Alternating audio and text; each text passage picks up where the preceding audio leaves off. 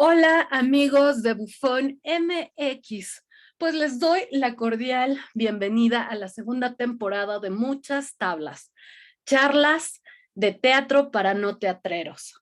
En esta serie de programas conversaremos de temas teatrales y procuramos abarcar todas las áreas de esta hermosa disciplina.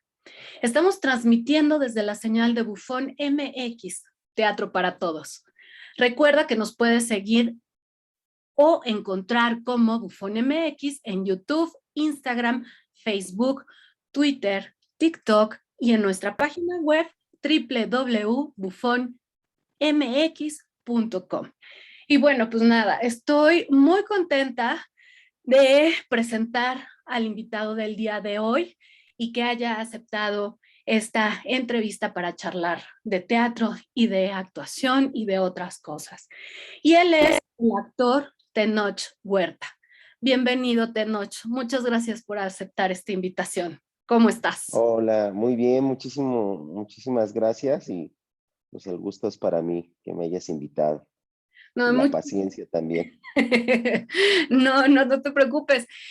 Pues mira, ya ves que en las llamadas que tuvimos previas a esta entrevista, yo te explicaba el por qué invitarte a este espacio nace de la total independencia con el profundo amor de hacer teatro, bueno, de promocionarlo y difundirlo y acercarlo a las personas, ¿no?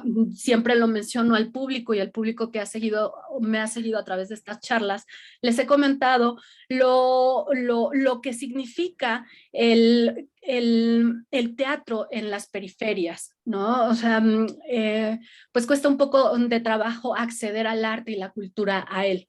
Entonces, este programa está hecho para eso y al tú ser un actor que nació aquí en Ecatepec, si no me equivoco, en el estado, creció, mejor dicho, aquí en el Estado de México, y también que estudió la licenciatura de Comunicación y Periodismo en la Facultad de Estudios Superiores de Aragón, que esto pertenece a la UNAM, pues considero que también puedes tú saber un poco del panorama que se vive en Ecatepec y en el Estado de México, ¿no? Y me gustaría como ponerlo en la mesa, dado también este trabajo que has tú hecho de denuncia, de hablar lo que le está pasando al país, y creo que no está por demás, al contrario, es urgente e importante también ver qué es lo que está pasando en materia cultural, teatral, en México y ahorita concretamente en el Estado de México y Ecatepec, que es el municipio en el cual pues creciste, ¿no? Y bueno, me gustaría la primera pregunta para ti, ¿qué significa ser un actor? Y sumado a esto, ser de Catepec, ¿no? O del estado de aquí de México. Pues bueno, para mí la actuación fue un descubrimiento. Yo nunca busqué ser actor, nunca fue parte de mi proyecto de vida. Yo estudié periodismo, como bien mencionas, porque cuando yo era niño y adolescente, pues no había actores morenos en la televisión. Los pocos que había siempre salían para abrir la puerta, para asaltar, para violar, para extorsionar o vender drogas, que no tiene nada de malo abrirle la puerta a nadie, no tiene nada de malo servir, pero siempre eran personajes muy pequeños, personajes incidentales y sobre todo, pues personajes carentes de poder e influencia dentro de las historias. Entonces, pues lo que no ves no lo puedes soñar, ¿no? Eso de soñar mundos que no existen es una mamada. Uno sueña lo que ve y a partir de lo que ve se van construyendo los ideales, los sueños, las aspiraciones, ¿no? Entonces yo no podía soñar con ser actor. Para mí los actores eran los otros, los de allá, los güeritos, los de lana, los que no son como yo, los que hablan diferente a mí, los que tienen otro acento, los que nunca fueron a escuela pública, ¿no? O sea, para mí esos siempre fueron los actores, ¿no? Entonces, pues nunca soñé con ser actor, era un hobby que me apasionaba, pues sí, me gustaba muchísimo, pero jamás pensé que yo quería, que yo podría ser actor, ¿no? Fue hasta que tomé a los 17 años talleres de actuación con María Elena Saldaña, ahí en Coacalco, en Parque Residencial Coacalco, donde yo me crié. Yo me crié en la parte de, que es todavía de Catepec. Eh, Ahí tomé talleres a los 17 años, me gustó mucho, siento que tenía, pues si bien no talento, pues por lo menos tenía el interés.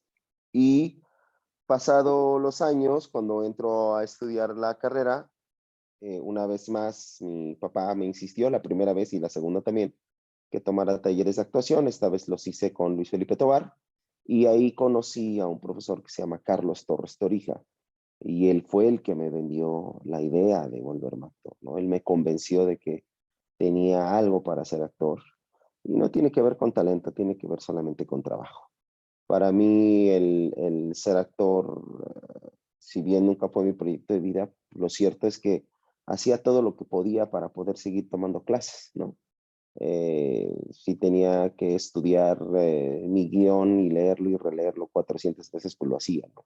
O sea, todo lo que tuviera que ver con la actuación me quitaba el sueño y me dedicaba a eso. Nunca, jamás pensé que me iba a volver actor. Solo lo hacía porque, pues, la neta es que no tenía nada mejor que hacer, ¿no?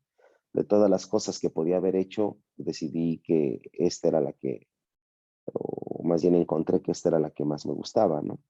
Eh, ya después, al paso de los años, recuerdo que empecé a salir con una chica que fue mi compañera en la etapa que estuve con Torres Torija, y ella encontró su libro de apuntes, su cuaderno de apuntes, y decía, ¿cómo era malo este güey, no? O sea, qué actor tan mediocre y tan maleta, y por qué todos los días sigue pasando, ¿no? Cada clase sigue pasando al frente a interpretar un monólogo. Si no se da cuenta que es tan malo, ¿no? Me leyó sus notas. Todo el mundo opinamos que es pésimo actor, ¿no? De toda esa generación soy el único actor que sigue actuando, ¿no?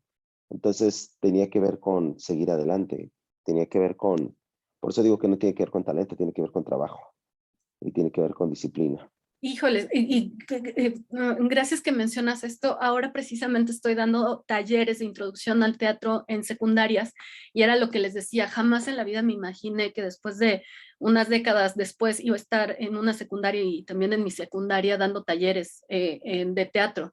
Y ahora que lo mencionas, es que no te puedes imaginar cómo la vida te puede situar en diferentes formas en algo que tal vez en un inicio ni siquiera el mejor, en este caso que nos compartes esta anécdota de cómo fueron tus inicios, y uno siempre ve como lo último, ¿no? O sea, ve solamente el resultado, y luego hay momentos en que dice, no, mejor ya no lo intento porque igual no soy el mejor actor, ni siquiera es más, ni siquiera sé actuar, o tal vez ni siquiera me interesa, ¿no?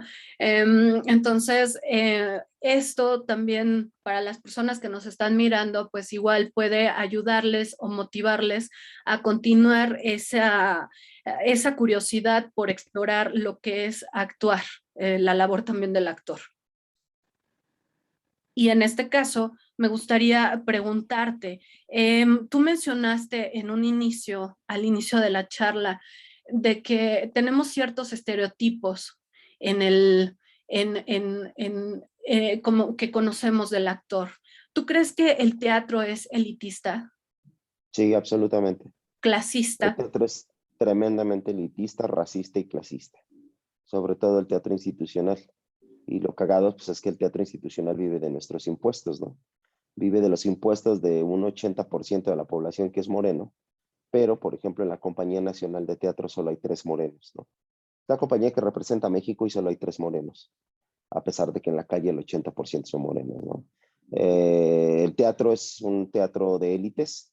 El teatro se funda en México, sobre todo a partir del salinato, que se hace en las instituciones culturales, y con el salinato se empoderan, pues, el primo hippie del político, ¿no? O sea, nada más, nada menos que eso. O sea, tú revisas los apellidos de la gente que hace teatro, que hace cine, pues son los apellidos de la gente que siempre tiene familiares en la política o empresarios. Entonces, como el primo mugroso del empresario, pues se vuelve actor, ¿no? El primo hippie, el primo de izquierda, pero de esta izquierda fascista, de la izquierda que va salvando a las comunidades indígenas, que va reivindicando a las periferias, esta izquierda que le da voz a los que no tienen, como si la gente no tuviera voz. No, pues la gente tiene voz, lo que no tiene es el micrófono, porque lo tienen apañados este pinche grupo de parásitos de pseudoizquierda que no sueltan el micrófono porque quieren seguir estando en el centro del debate, porque además de una u otra manera es más cómodo tener una derecha de empresarios y de racistas y que la izquierda la mantengan dentro de la misma familia, pues el lado hippie de la familia, pues es la izquierda, ¿no? Entonces, pero al final del día es una familia, son pequeños grupos familiares, pequeños grupos de poder, la mayoría estudió en el Colegio Madrid, por ejemplo. A partir del salinato se crean las instituciones y quedan estas vacas sagradas, como en el caso de Luis de Távira, por ejemplo, que él se enorgullece de ser español y que bueno, pero es sumamente racista y clasista, y lo puedes ver en sus montajes, ¿no? Y bueno, empodera a toda su familia, empodera a toda la banda, que es afín a sus ideas, y digo que es racista porque, por ejemplo, cuando se le ha propuesto en la compañía familiar de teatro que se hagan obras de teatro de autores latinoamericanos, pues dicen que no. Cuando son autores mexicanos, dicen que no. A huevo tiene que ser Chekhov, a huevo tiene que ser Shakespeare, a huevo tiene que ser Bertolt Brecht. O sea, siempre las vacas sagradas del teatro, que además escribieron para la banda, ¿no? O sea, Shakespeare escribía para el pueblo, ¿no? Chekhov escribía para los campesinos, Brecht pues, escribía para las clases bajas, pero pues aquí lo usan solamente intelectuales de segunda izquierda, que son, pues sí, son sumamente racistas, ¿no? Por ahí hay muchísimas anécdotas de todas las vacas sagradas de México que a la hora de aplicar los filtros para recibir alumnos, pues no reciben a personas que tienen sobrepeso, no reciben a personas morenas, principalmente morenas, no reciben a personas bajitas, no reciben a personas de bajos recursos. El CUT, que ahora ya tiene otro nombre, pero el CUT tenía o tiene un filtro sumamente clasista. No puedes trabajar mientras estás estudiando, lo cual quiere decir que si no vienes de una familia de la clase media que pueda sostener el nivel de gastos, porque además la mayoría viene de provincia, ¿no? Entonces tienes que comer, tienes que vestir, tienes que tener un techo sobre tu cabeza, además de los pasajes, sin que puedas trabajar. Entonces, pues solamente quienes tienen a papá y a mamá en casa que los pueden sostener económicamente, que es mi caso también, que fue mi caso también, son los únicos que pueden acceder a estas escuelas, ¿no? Entonces, los filtros de clase y los filtros de raza se aplicaron desde bien temprano en el teatro, y no nada más en los filtros de quién puede hacer teatro, sino de qué teatro se hace.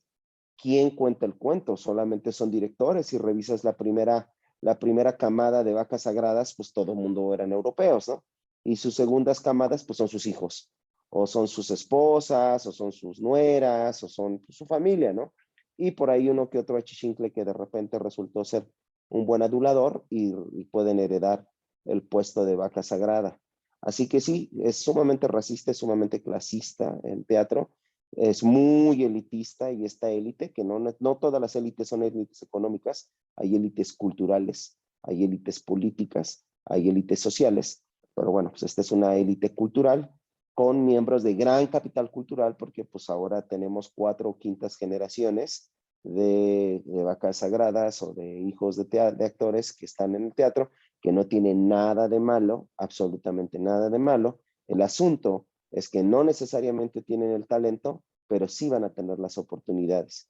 Y la gente que tiene con qué, pues se va a quedar fuera porque no pertenece a esos grupos de poder, ¿no?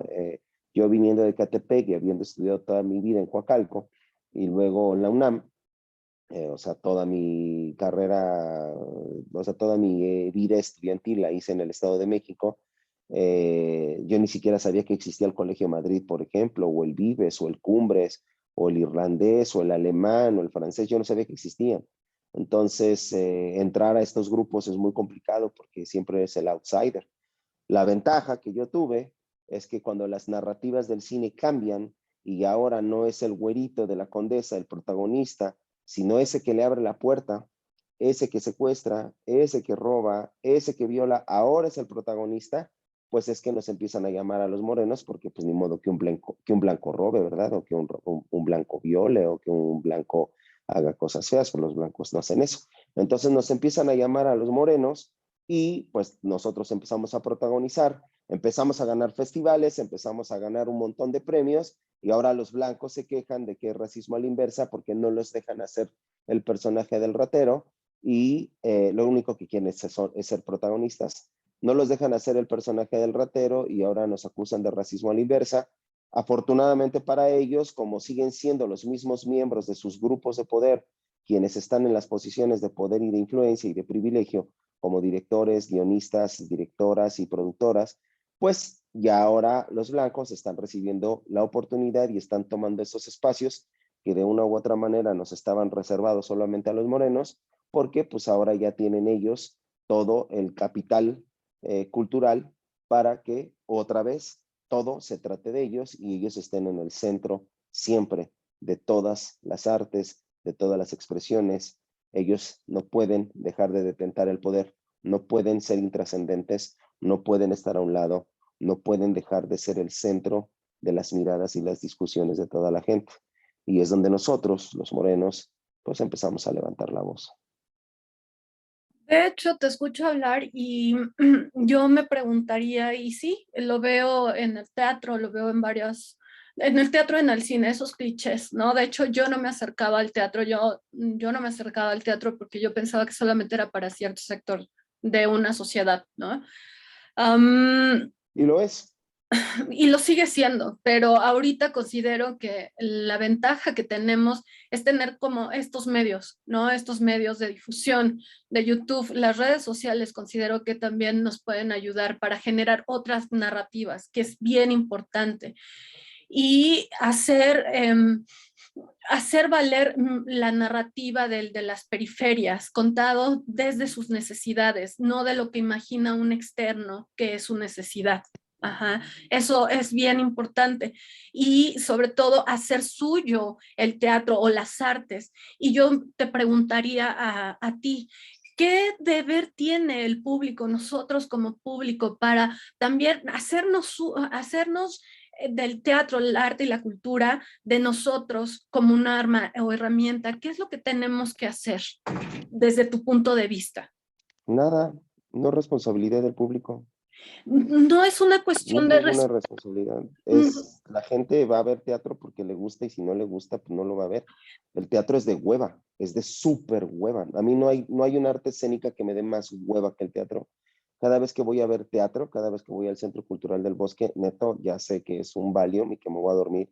Son pinches textos inentendibles, mal actuados, mal dirigidos, mal interpretados, mal entendidos. O sea, que de repente Brecht sea para las élites me parece un puto absurdo, un absurdo brutal.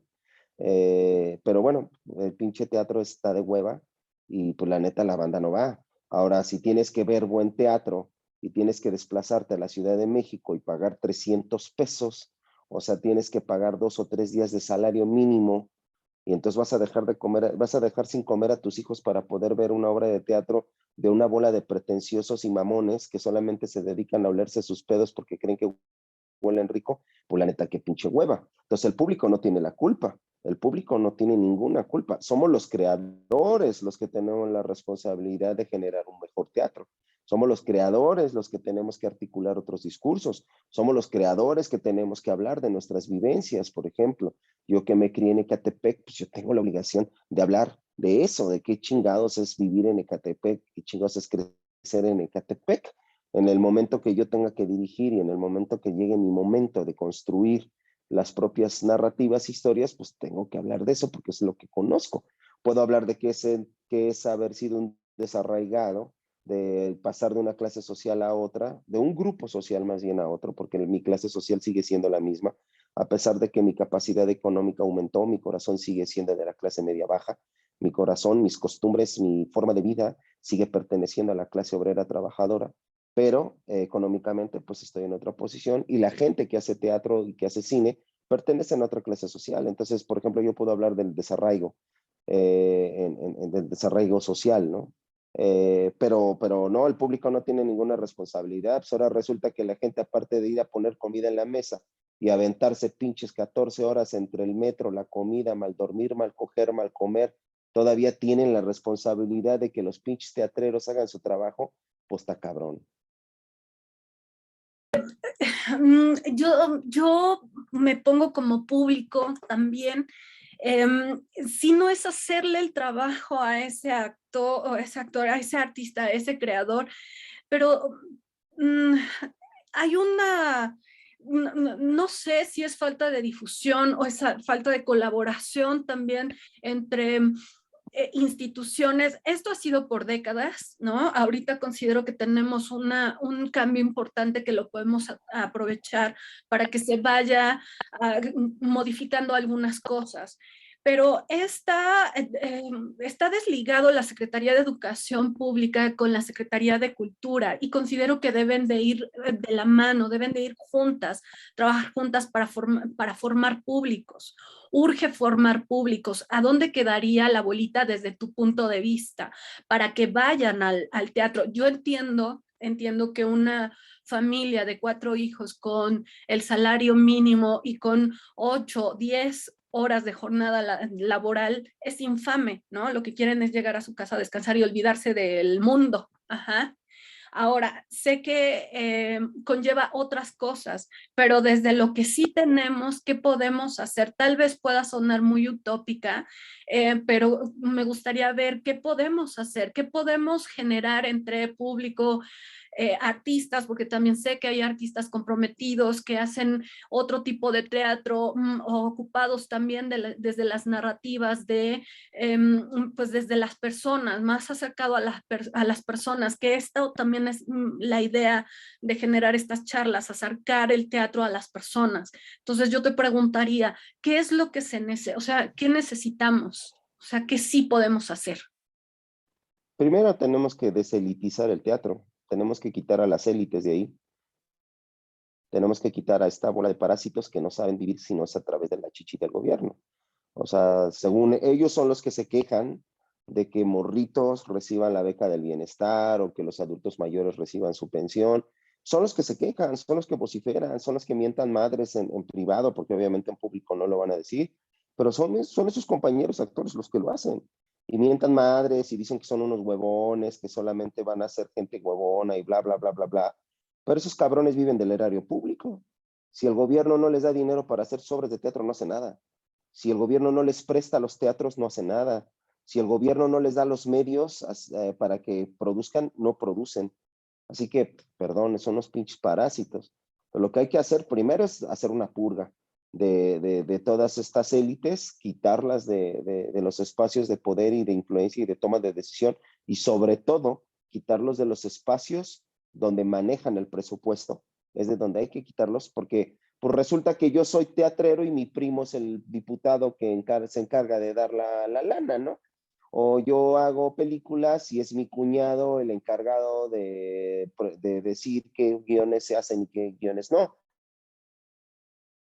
Pues está cabrón, ¿no? Entonces lo que hay que hacer es quitar a toda esta élite, esa es mi opinión, y empezar a darle ese presupuesto a los grupos y a los espacios que están fuera de la Ciudad de México, que va desde la periferia hasta Tijuana y Tapachula. Entonces, toda esa lana se las tienen que quitar y se tiene que redireccionar, por un lado. Por otro lado, se tiene que hacer se tienen que articular programas efectivos como el de cultura comunitaria, que estaba funcionando muy bien de Secretaría de Cultura, pero desafortunadamente con la pandemia y con otras prioridades que tenía el gobierno federal, ese presupuesto fue reducido al mínimo, y cultura comunitaria, que es uno de los proyectos más importantes y más bonitos que los que yo he visto en mi vida de cultura, pues terminó quedando cojo, manco y ciego, ¿no? Entonces, pues es muy complicado que este programa se lleve a cabo. Pero bueno, se tienen que articular desde el Estado, y las comunidades tienen que apropiarse de los espacios y empezar a generar sus propios contenidos y sus propias narrativas. Eso es como lo ideal, pero el asunto es, una vez vuelvo a lo mismo, pues como una persona que tiene 16 horas laborales de lunes a sábado, pues qué pinches ganas va a tener. La neta va a estar cabrón, se tienen que retomar los espacios públicos, pero se tiene que dejar que el presupuesto llegue a donde tenga que llegar. Eso indudablemente atraviesa al Estado. Yo sí creo que fue muy positivo que se separara educación de cultura. Creo que si bien van de la mano y tienen que coordinarse, en eso te doy la razón, pero no necesariamente tienen que estar bajo la misma administración. Entonces, sí debe de haber una coordinación entre las dos. Y te digo, también el aparato de educación y de difusión de ideas más grande que tiene México es la televisión. Entonces la televisión también tendría que sumarse a este esfuerzo y empezar a hacer contenidos mucho más inteligentes, que sabemos que no van a hacer, porque no les interesa, porque hay una cosa que se llama hegemonía cultural, y la hegemonía cultural es todas las ideas que refuerzan el status quo. Y el status quo es que solamente los blancos hijos de europeos y millonarios merecen y tienen el conocimiento necesario y las herramientas para gobernar. Son los únicos que pueden ser grandes empresarios y son los únicos que pueden ser grandes políticos. A pesar de que ellos dicen que la señora que vende tamales es una empresaria y que el gobierno quiere destruir a todos los empresarios, eso es una mamada, porque la señora que vende tamales no tiene la influencia, el poder ni los alcances que tiene el dueño de Kimberly Clark, o que tiene el dueño de Grupo Bimbo, o que tiene la dueña de, bueno, Bárbara Zavala, o los dueños de Grupo México. No tiene ese poder. O sea, la señora de los tamales, la señora de la fonda, la señora que vende Herbalife, el señor que vende zapatos, el señor que El de la vende, tienda, no, no contra tienen la misma Walmart capacidad. es Entonces, diferente la infraestructura. decirles que son empresarios, pues es una mentada de madre. El problema es que la gente se lo cree. Cree que porque ya tiene coche, pues ya son clase alta, ¿no? Pero pues no, están muy lejos de ser clase alta. Entonces, en fin, son demasiadas dinámicas y creo que a nivel comunitario, a nivel individual, lo único que queda es exigir, es salir, protestar, es sumarse a las denuncias y a las demandas, pero también creo que si los espacios que están ahí, los espacios públicos, son retomados por la gente, es un gran avance. Pero una vez más, la gente puede retomar el espacio público, pero si los narcos de la zona no están bajo control, pues esos narcos de la zona los van a chingar, ¿no? Entonces, la verdad es que la gente está en una posición muy complicada. Y si bien me encantaría poder decirles ahorita a todo tu público, claro, échenle ganas y van a salir adelante y México va a cambiar y la cultura va a renacer y el teatro va a ser la mejor de las artes escénicas y va a cambiar el mundo, lo cierto es que eso no va a pasar. Y no va a pasar en esta generación, ni en la siguiente generación, ni en la siguiente generación, porque hay un pequeño grupo, un muy pequeño grupo con lazos familiares, con lazos económicos y con lazos históricos que tiene apañada la cultura y los presupuestos, no solamente para el teatro, sino también para los changarros, lo tienen apañado para el sector salud, lo tienen apañado para la educación, todo lo tienen apañado. Esta pequeña élite que posee casi la mitad o más de la mitad de la riqueza del país en solamente 100 familias.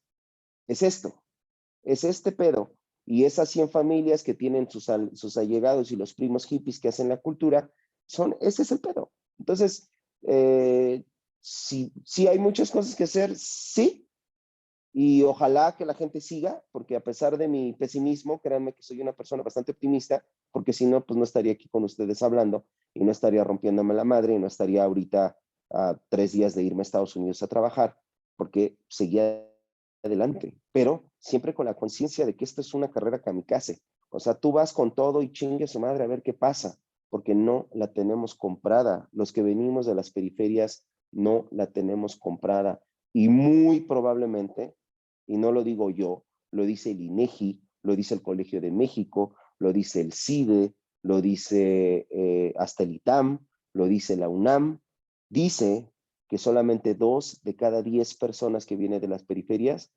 van a lograr salir de la clase social en la que nacieron. Solamente 2 de 10. Y eso a veces. En realidad es 1.8 de 10 son los que pueden salir. Por ahí hay estimaciones que dicen que hasta 3, pero imagínense de 10 solamente 3. Porque imaginen que en el teatro hay 100 lugares y de esos 100 lugares, 99 están ocupados por los hijos y los miembros de la élite y solamente hay un lugar para 3 prietos y los 3 prietos nos vamos a agarrar a codazos, a patadas y a mordidas para estar en ese lugar, porque sabemos que cuando lleguemos a ese lugar, ya nadie nos va a quitar de ahí.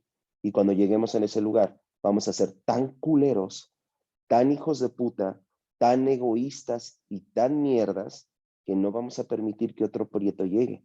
Y vamos a ser los más racistas y los más clasistas. Nos vamos a asimilar a la nueva clase social para no dejar llegar a nadie. Por eso, cuando habemos prietos que estamos desafiando el sistema y que estamos usando el privilegio, y en lugar de decir, huevos, pinches huevones, ¿por qué no trabajan? Yo llegué aquí por mi trabajo, volteamos y decimos, huevos ustedes, pinche élite culera que tiene apañados tantos lugares, se encabronan. No pueden con eso. No resisten la idea de que un prieto, y me lo dijo a mí un famoso guionista ganador de Oscar, mexicano, me dijo, tú eres un traidor a tu nueva clase social. Y yo le dije, no, señor, yo no traiciono a mi clase social, yo le sigo siendo leal a mi clase social, porque que tenga más dinero no me hace clase media alta. Solamente tengo más dinero, pero esa no es mi clase social. Entonces, tienen una de dos. Después de todo el panorama tan lúgubre y gris que les he puesto, pueden simplemente bajar los brazos e irse a su casa y dedicarse a otra cosa, o pueden chingarle. Cualquiera de las dos opciones son válidas. Las dos son válidas. Yo elegí chingarle. Tuve suerte, mucha suerte, porque detento muchísimos privilegios. Soy uno de los pocos actores que tiene una carrera universitaria. Soy vato en un país machista y soy un actor que tuvo la fortuna de participar de las mejores películas que se hicieron la década pasada, lo cual me permite que ahorita Hollywood ponga los ojos en mí y me contrate. Pero eso fue un golpe de suerte. Pero lo cierto es que nada de esto hubiera pasado si yo no hubiera seguido adelante. Yo, más que verlo como un golpe de suerte, Tenoch, yo lo veo como que es tu talento y la disciplina que lo acabas de mencionar, y como también dijiste, el estarle chingando, ¿no? Estarle chingando y pues estar picando piedra y no desesperarse, porque por algo estás hablando y has estado denunciando y no te quedas callado, ¿no? Eso es también lo importante. Y ahorita de esto que estás mencionando de llegar a Hollywood, sí lo veo que es por tu talento y por esa disciplina que mencionas. Ajá. Sumado a otros factores también. Ajá. Y que no traicionas lo que tú sabes que eres, lo que eres, y al contrario, por eso mencionaba o lo veo en estos momentos así, que desde mi punto de vista, que por lo menos estoy haciendo algo, ¿no? Ya llegarán otros que tomen mi lugar. Y están como estas dos opciones que tú dices y estoy de acuerdo, o hago o no hago. Las dos son muy válidas, cada quien elige. Y sí, el panorama en algunos momentos está bien desalentador. Yo en lo que confío, sin ser en esto de onda de échale ganas, el optimismo, no, sino en las redes que uno va tejiendo, y entre más seamos, que despertemos, que seamos conscientes y que no chinguemos al otro, que contribuyamos, ¿no? Desde lo que hagamos, podemos transformar lo que ahora lo que nos está ocurriendo, no solamente a nivel país, sino a nivel internacional, ¿no? Y aprovechar estas aperturas o estas grietitas para empezarnos a filtrar, ¿no? Y no renegar de dónde venimos y de dónde somos, que en algunos momentos puede causar algún desarraigo, sentirse de dónde soy, de dónde pertenezco, sobre todo un estado o un municipio en donde no nos permite ni siquiera arraigarnos, ni siquiera sentirnos orgullosos de dónde venimos, y al contrario, que nos dé pena, ¿no?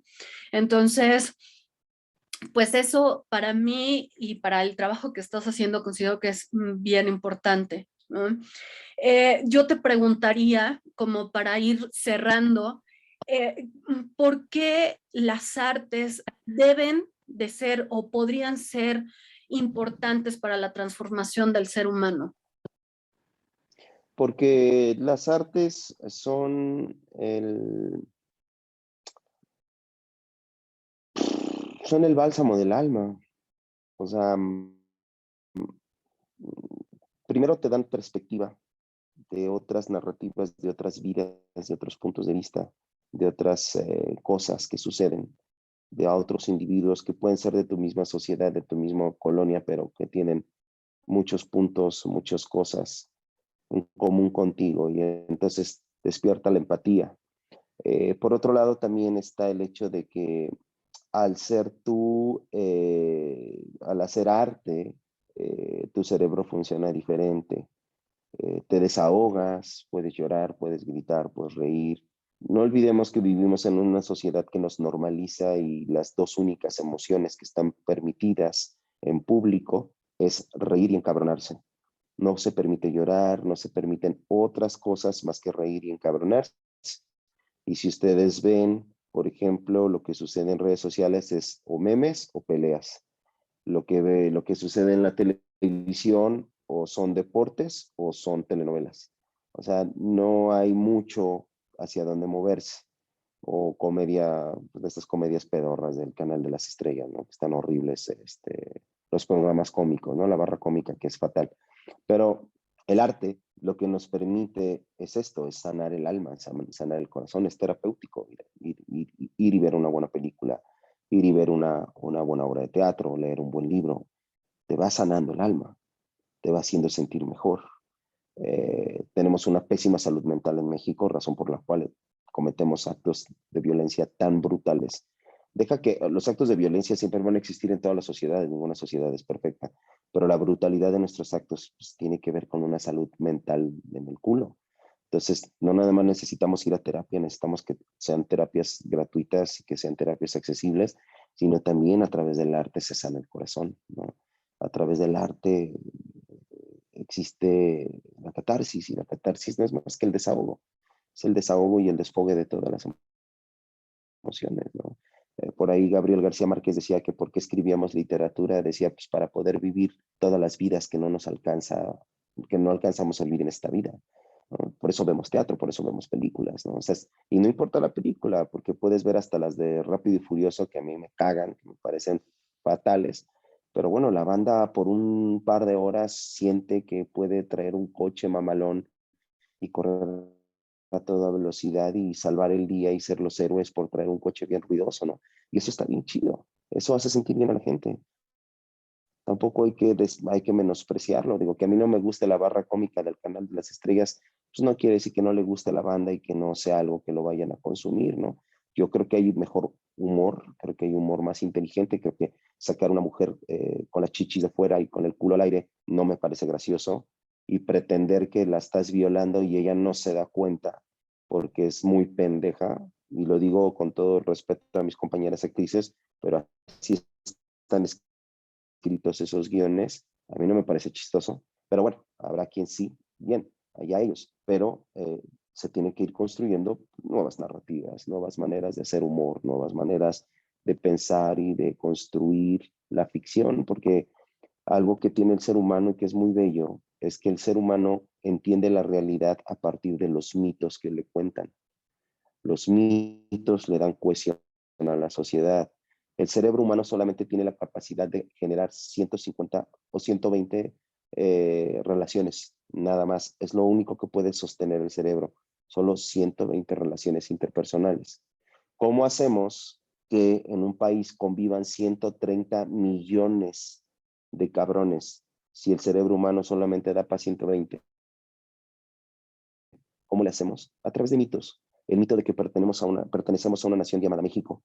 El mito de que un grupo de próceres declararon la independencia del país y que eso nos dio unidad y cohesión territorial, cultural, ideológica. Son estos mitos fundacionales, como el falsísimo mito del mestizaje, pero donde todos somos mestizos y entonces ya ahora, según ellos, todos somos iguales, aunque en la práctica no lo somos.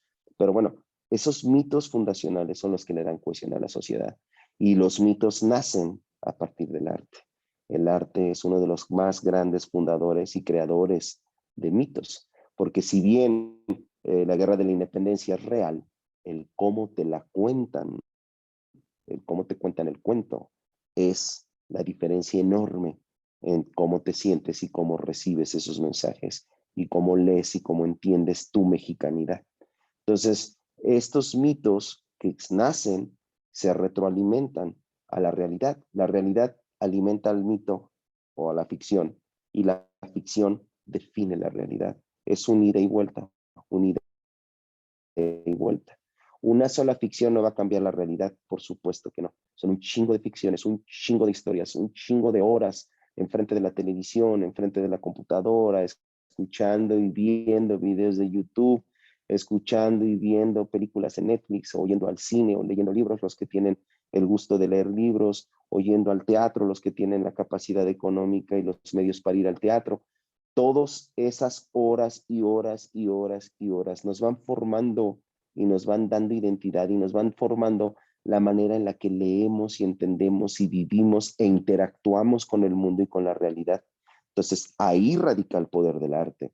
El arte transforma la realidad, no una pieza teatral, no una sola escultura va a transformar la realidad, no, es todo el arte en su conjunto, con todos los creadores en su conjunto, los que van a ir esculpiendo la realidad, porque van esculpiendo la mente y hasta la manera de querer, hasta los afectos. ¿Por qué los mexicanos somos tan melodramáticos? Pues porque crecimos viendo las películas del cine de oro, del cine nacional, los que tenemos mi edad, de 40 para arriba, y los que están más morros, pues porque se criaron viendo telenovelas, porque se criaron viendo Rebelde, o se criaron viendo ahora los K-pop, que yo espero que estas nuevas generaciones que tienen más acceso a las redes sociales cambien su manera de entender y de interactuar con el mundo, pero eso es lo que nos dio la manera de amar. Por eso los mexicanos somos tan melodramáticos, tan azotados a la hora de amar, y es muy bonito, somos bien pasionales, pero también así somos de cabrones cuando nos encabronamos.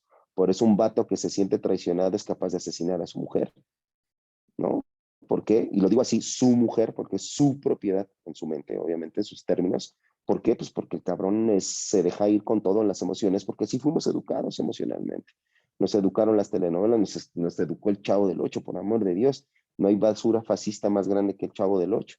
Entonces, eso, ahí radica la importancia del arte, ahí radica la importancia de comunicar y de construir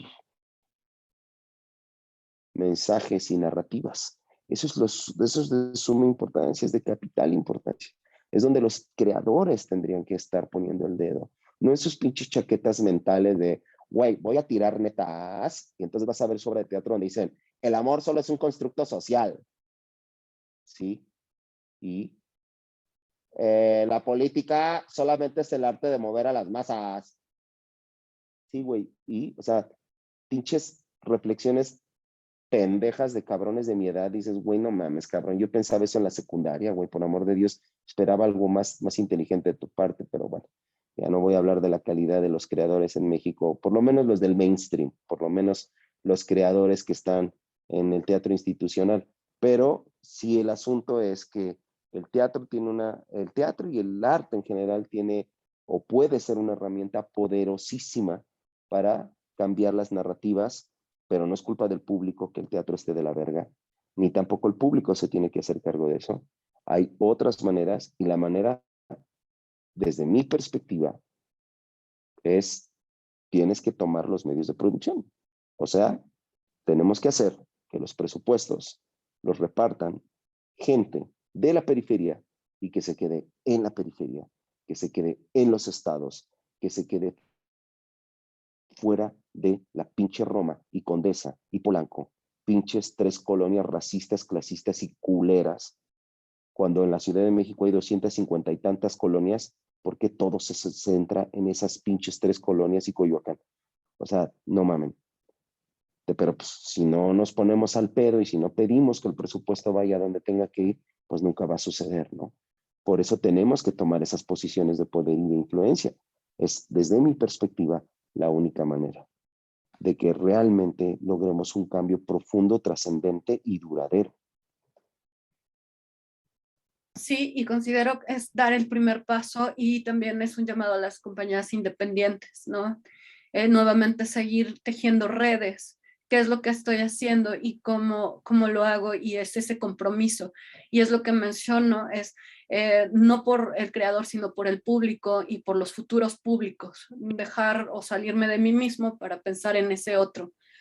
lo que yo le puedo ofrecer, lo que yo le puedo dar o aportar a través de mi trabajo, y en este caso es el arte. Y también algo que es importante mencionar, y considero que también ha sido, sí, un factor que no ha favorecido en nada en nuestra sociedad, es la televisión, porque fue durante décadas la Secretaría de Cultura, ¿no? Yo crecí también con la televisión, yo no me había dado cuenta los estragos que tuvo en mí el haber crecido con ella, hasta que yo conocí el teatro a partir de mis 25 años, pude darme cuenta de muchas otras cosas en las cuales había incurrido. Por eso te mencionaba, y desde mi punto de vista, sí hay una responsabilidad de cierta forma del público, de cómo salir de ello. Nada más que eso, en cierta forma, no como yo me responsabilizo de algo, o los que puedan tener algún conocimiento de poder, ay, ¿cómo? Es una especie de poder salir, o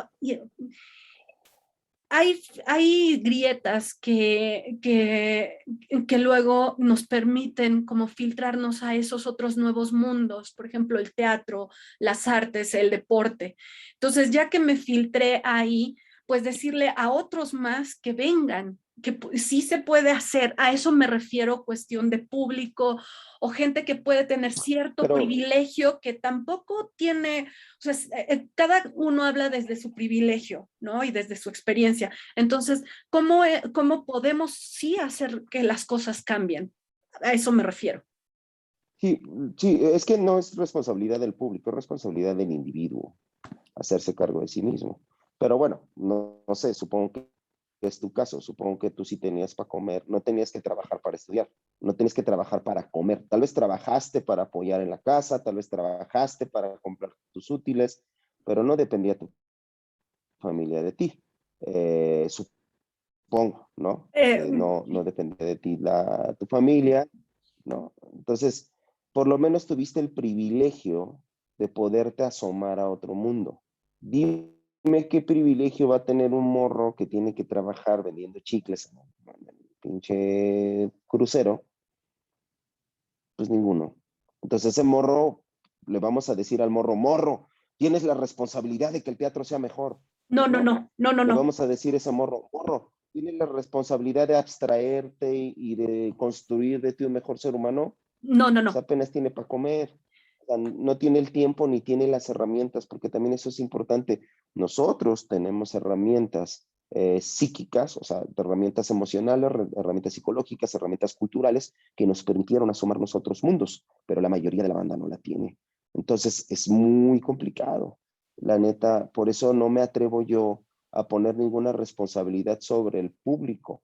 Sobre los individuos, pues sí, hazte cargo de ti, cabrón, ¿no? Y pues de tus chingaderas, pues hazte cargo, cabrón. Y si cagaste en la calle, pues lo levantas, cabrón, ¿no? Y si hiciste tus desmadres, pues te haces responsable. Y si eres un hijo de la chingada, pues paga las consecuencias, cabrón, ¿no? O sea, cada quien se hace responsable de su pedo. Pero como público, ente público, pues el ente público no tiene ninguna, vamos, ni siquiera tiene ningún poder, o sea, seamos honestos, o sea, yo voy a ver una obra de teatro inentendible del Centro Cultural del Bosque y ¿qué les digo? Güey, no la entendí, van a decir, pinche pendejo, güey. Ni siquiera aceptan la crítica, entonces, pues el público no puede hacer nada con la basura que le da la televisión y tampoco puede hacer nada con la basura que le da el teatro. Porque la otra es, apaga la tele, ok, le apago la tele y ahora qué chingados va a hacer mi hijo mientras la señora está trabajando. O sea, la señora tiene una fonda o un puesto de quesadillas y su hija está hecho un desmadre, la niña, pues le pones la tele porque la señora no se puede hacer cargo, porque seguramente el papá se peló, ¿no? Es un pinche padre ausente. Entonces, ¿qué va a hacer la señora? No le prendas la tele a tu hija. Cabrón, pues entonces págame una niñera. Me explico, o sea, la verdad es que es muy complicado cuando no tienes, cuando tus privilegios son muy limitados, cuando tus opresiones son mayores a tus privilegios, está bien cabrón, bien cabrón. Somos los que tenemos privilegios, los que tenemos el compromiso. Somos nosotros que tenemos privilegios, los que tenemos la obligación de restituirle a la sociedad un poco de lo que nos dio. Yo me eduqué en la universidad pública y la única manera que tengo de regresarle o sea, en el 68 murieron un chingo de banda. Mi papá casi muere en el 68 para que yo pudiera tener una educación pública. Entonces, esta banda que se está dejando la piel en la calle para poder sobrevivir, pues, güey, los que tuvimos el privilegio de tener otras cosas, pues tiremos paro, ¿no? Busquemos la manera de que nosotros desde nuestro privilegio movamos las cosas, pero nos toca a nosotros, no al público en general, porque te digo, yo no me atrevería a señalar a un señor que se levanta a las 4 de la mañana para llegar a la chamba y regresa a las 7, 8 de la noche hecho mierda.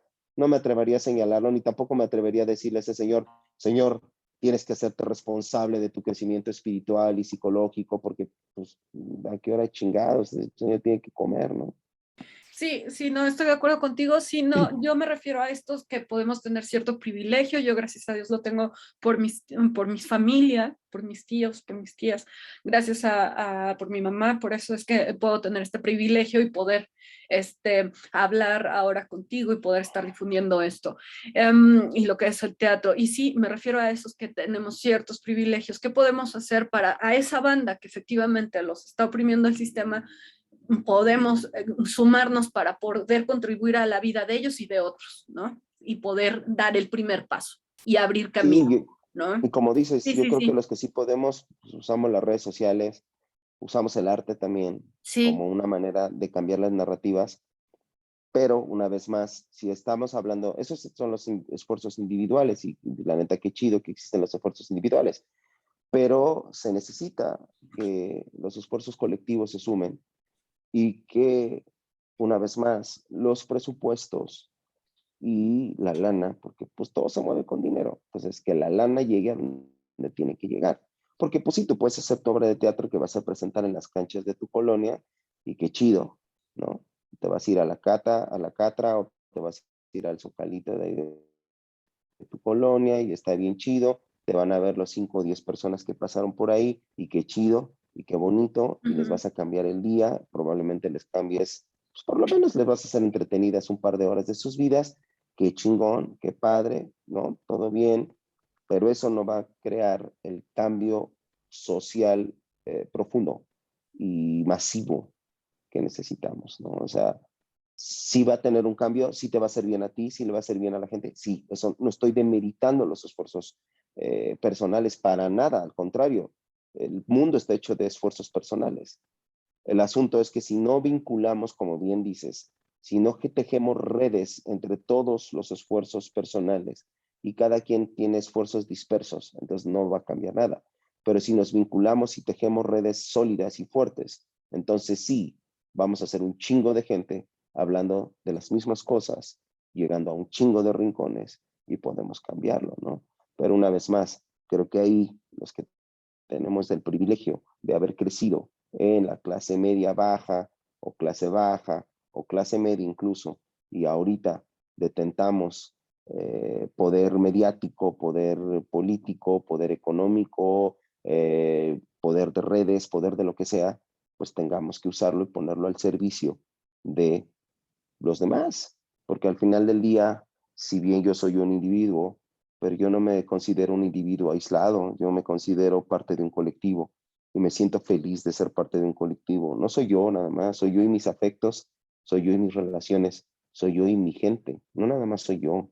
Esa mamada individualista de que es yo y al último yo, pues sí está chido cuando vas a terapia y está chido cuando quieres terminar una relación tóxica, pero en la pinche vida real con la familia, con los amigos, con nuestros afectos, puta madre, pues hay que voltear a ver a los que queremos y darles un apapachito y hay que voltear a ver a la banda pues de tu colonia y decirle, pues, qué tranza, buenos días, carnal, por lo menos, ¿sabes? O sea, sí tenemos que procurar que las cosas mejoren. Una vez más, pensar que el individuo tiene toda la culpa y la responsabilidad, pues es hacerle el juego al capitalismo, es hacerle el juego a las élites, donde las élites culpan a los individuos de sus problemas, cuando no son los individuos, es el puto sistema que no permite que la gente salga adelante. Pero pues ahí están los pinches life coach pendejos diciendo que decrétalo y se te dará diciendo pendejadas de que solamente echándole ganas sales adelante y si no sales adelante, entonces que tú eres un pendejo fracasado que no le echó suficientes ganas. No, pendejo, porque hay un pinche sistema racista, clasista y culero que no permite la movilidad social. Somos en la América Latina, en todo el continente americano, somos el país, creo que el segundo país con menos movilidad social. O sea, en Nicaragua se puede mover uno más fácil socialmente, o sea, puede uno acceder a otra clase social mucho más fácil que en México. México no hay movilidad social, pues por eso la banda se mete de narco, porque es la única pinche manera de salir adelante. Entonces, eso es un puto sistema, pero ahí tienes a los pendejos del Carlos, el güey este que ya se retiró, el del pinche ridículo que se burló del mesero en una de sus conferencias, un pinche life Ah, coach sí, pendejo, sí, un Muñoz o coach. una Ajá, mamada así, bueno, sí, sí, ese pendejo diciéndole a la gente, es tu culpa, güey, porque no le echaste sí. ganas. No, culero, es porque el puto sistema no te da salidas, güey. Es porque el pinche sistema no te da chance de salir adelante, cabrón.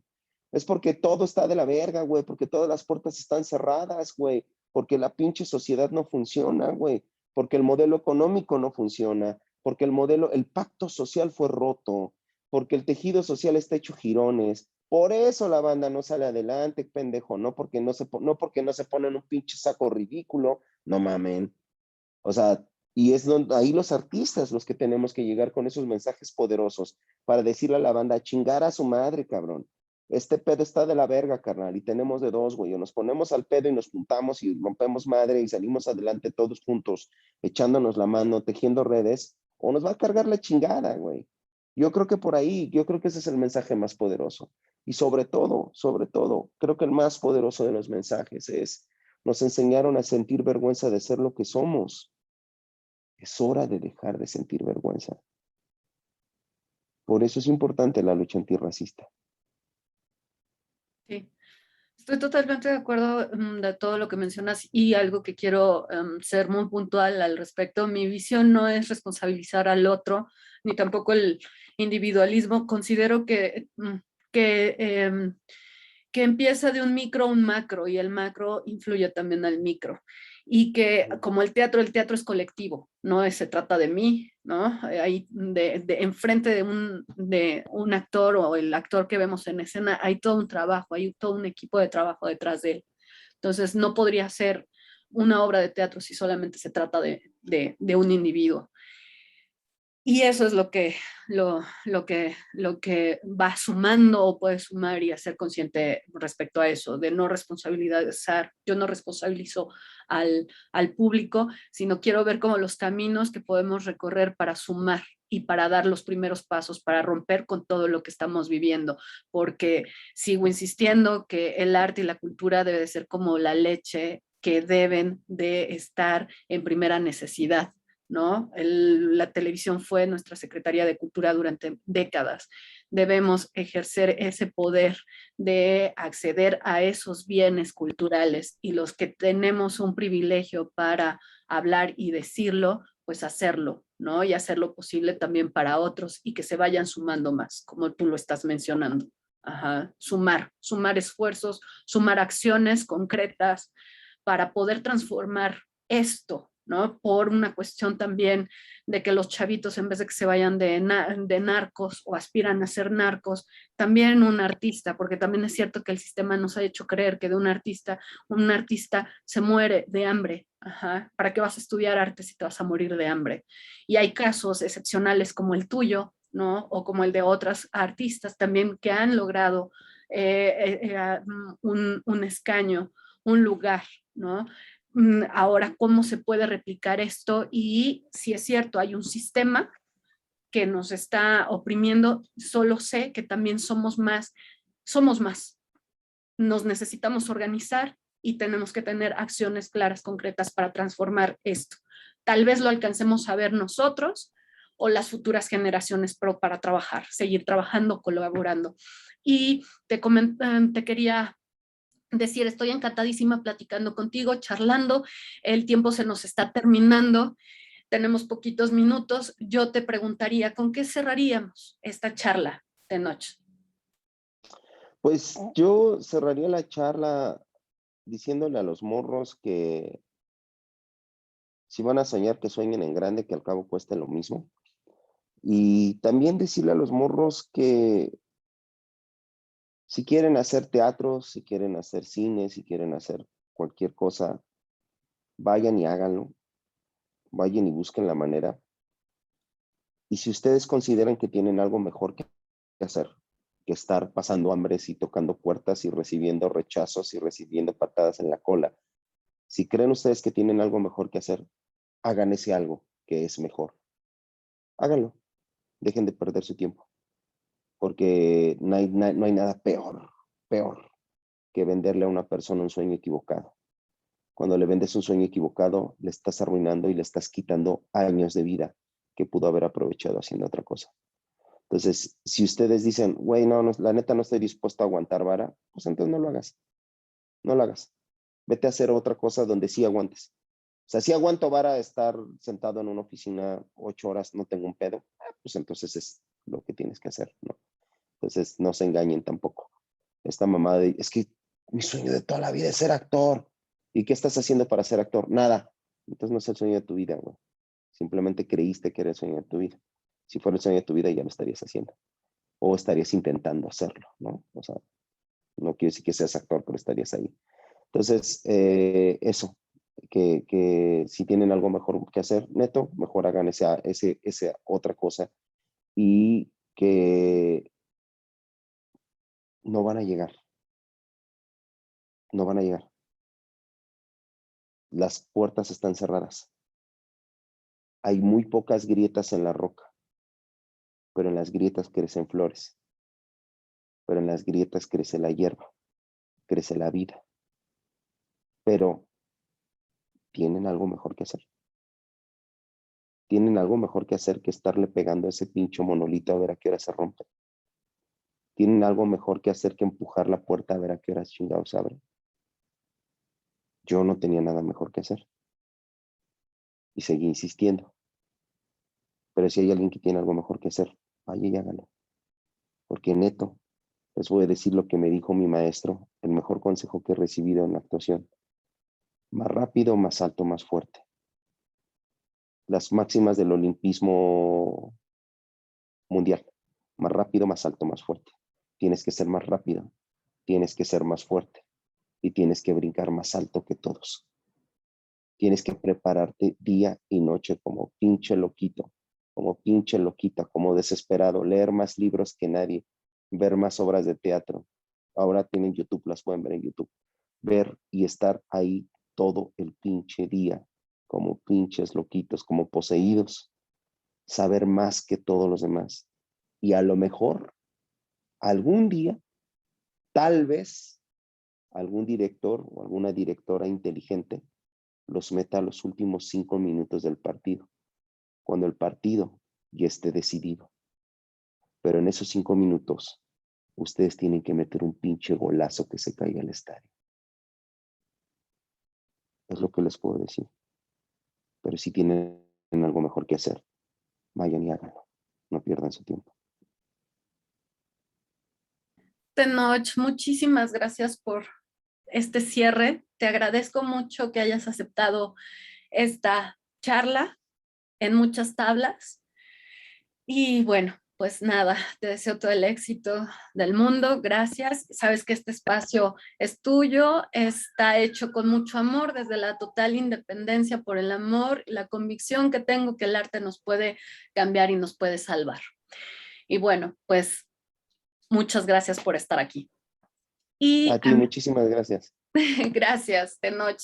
Y bueno, este espacio, como lo comenté, es con la total y absoluta independencia por nuestro profundo amor por el teatro, por lo que realizamos.